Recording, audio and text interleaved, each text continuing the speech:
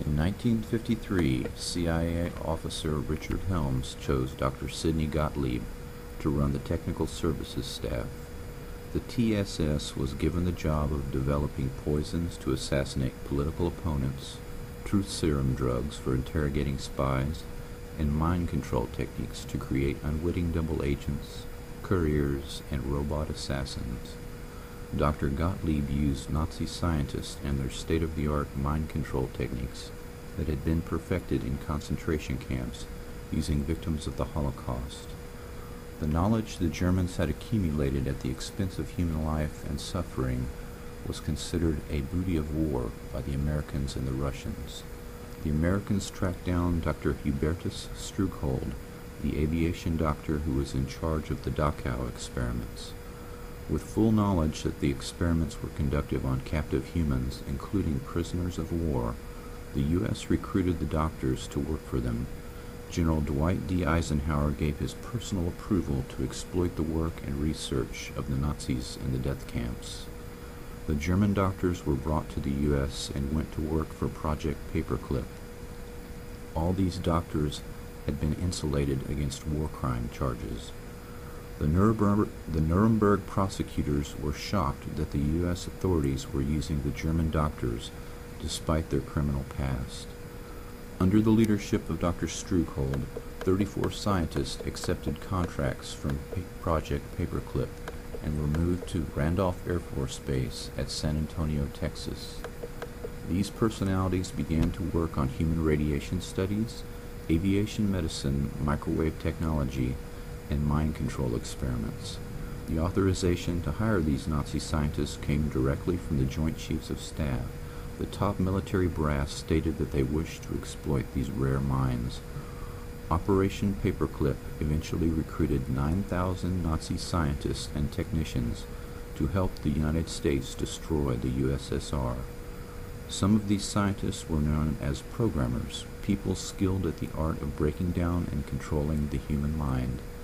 Dr. Joseph Mengele and others experimented extensively with children and adults, using mescaline, electroshock therapy, hypnosis, sensory deprivation, torture, rape, starvation, and trauma bonding in an effort to control the human mind.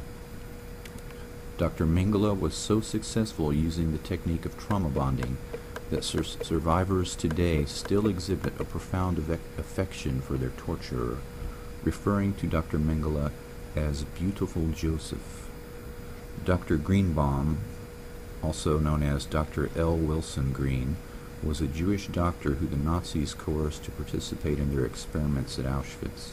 This individual, whose codename was Dr. Green, came to the U.S. after World War II and began experiments on adults and children for the military and the CIA. The military and CIA copied the Nazi methodology and began numerous programs of their own. The first CIA program was known as MK-Ultra. The MK is an abbreviation for the German words mind control.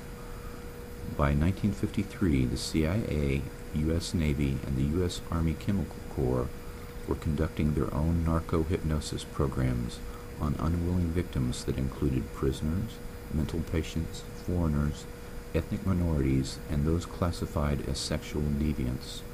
To avoid confusion, the dozens of mind control operations will be referred to generically as MK-Ultra.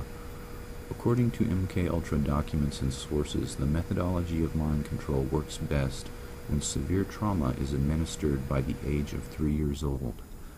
Severe trauma, such as rape, applied at the age of 3 will cause the personality to split or dissociate in an attempt to shield the mind from memories or events too painful to endure.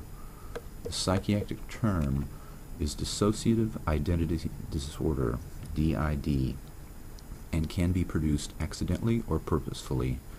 The Three Faces of Eve is the true story of multiple personality disorder, or DID, created by childhood abuse. Psychic trauma and creation of multiple personalities was eventually codified into a standard methodology and is typically accomplished by forcing children to observe and participate in the ritual sacrifice of animals and humans, and inducing further psychic trauma by means of rape and other horrors. The trauma causes the dissociation. This dissociation functions much like the partitioning of a hard drive in a computer. The dissociative state is used as an opening to hypnotically induce an alternate shell personality. The programmer uses triggers and hypnosis to call forth the created personality known as an alter personality. Only 20% of the general population is easily hypnotizable, but trauma at an early age makes people vulnerable to dissociation and thus easily hypnotizable.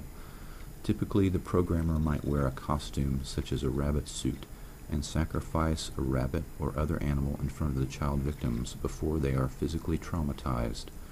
The image of the rabbit, a phrase from Alice in Wonderland, or similar paired images and phrases are used as the triggers to call forth the hypnotized alter personality. The method works best when trauma is repeated around 6 years of age.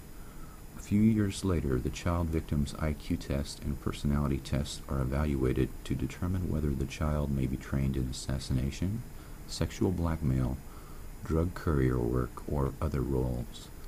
Years later, the subject may be hypnotized and used for operations, but would only be consciously aware of the sense of lost time. Dr. Sidney Gottlieb, who employed these early programmers, also concentrated on the use of LSD for mind control and exotic poisons and drugs for political assassinations. He gave LSD to an unknowing fellow scientist, Dr. Frank Olson, who worked for the Army Chemical Corps Special Operations Division at Fort Detrick, developing biological weapons.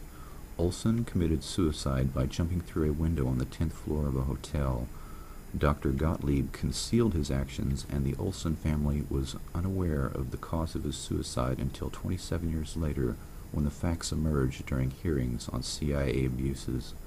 The link between Gottlieb and Olson illustrates how the development of different elements of mind control are intertwined with biological and chemical weapons development, radiation testing, and the building of Manchurian candidates.